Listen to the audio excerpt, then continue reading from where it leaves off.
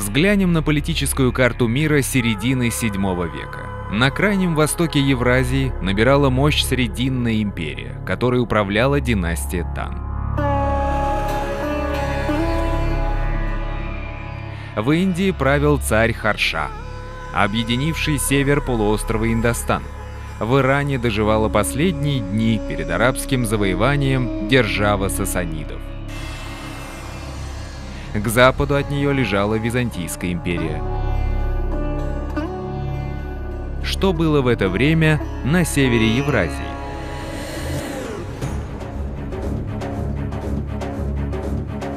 Мир с четырех концов врагами полон был. Тогда Бумын-Каган и Истыми-Каган пошли войной на всех, кто тюркам жить мешал. И покорили всех, и усмирили всех. Кто головы имел, заставили склонить. Колени кто имел, заставили согнуть. Непобедимые тюркские войска завоевали все пространство Евразии от Желтого моря до Черного. Однако вскоре колоссальный тюркский каганат прекратил свое существование. На его территории образуется ряд независимых государств. Главным среди них был Хазарский каганат. Вторым по значимости был Кимакский каганат. А где в это время были башкиры? Арабский путешественник Салам Тарджиман, отправлявшийся в середине IX века по приказу багдадского халифа Аль-Васика Бил-Лахи в поисках легендарной стены Александра Македонского, за которой арабы и персы принимали Великую Китайскую стену, так описывал свой путь. «Мы отправились с письмом халифа к Тархану, хазарскому царю. Он избрал для нас 5 проводников указывать дорогу туда, куда мы направлялись. И мы шли от него 27 дней к пределам страны Бас-Джурт, пока не дошли до Черной земли, обширной по протяженности, со зловонным запахом». Из дневника Салама Тарджимана ясно, что до страны башкир он не дошел, оставив ее где-то на севере. Тем не менее, свидетельство путешественника является первым упоминанием башкир в арабоязычной литературе, подтверждающим факт обитания башкир в южноуральских степях в IX веке. Теперь обратим внимание на Хазарский каганат. В то время это была сильнейшая держава Восточной Европы, которой платили дань горские княжества Кавказа, славяне, черемисы, мордва, булгары и башкиры.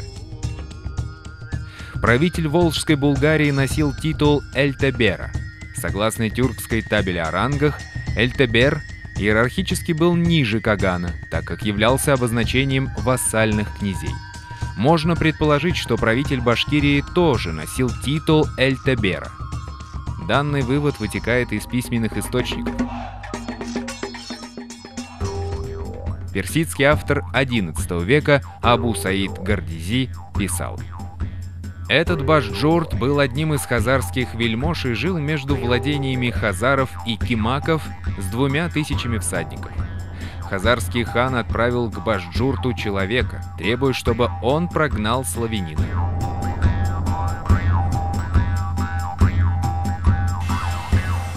Указание на то, что Башджурт жил между странами хазар и кимаков, четко локализует его владение на Южном Урале, так как хазары жили на Нижней Волге, а кимаки в Сибири и Казахстане». Данный пассаж неоднократно комментировался исследователями. Все сходятся на том, что хазарский вельможа по имени Башджурт – это никто иной, как башкирский князь, являющийся вассалом хазарского кагана. Имя Башджурт не является собственным. Это персонификация этнонима Башкорт. Для нас важно, что башкирский Эльтебер состоял на службе у правителя самого мощного государства Восточной Европы той поры и исполнял задачи по охране границ каганата от соседних народов.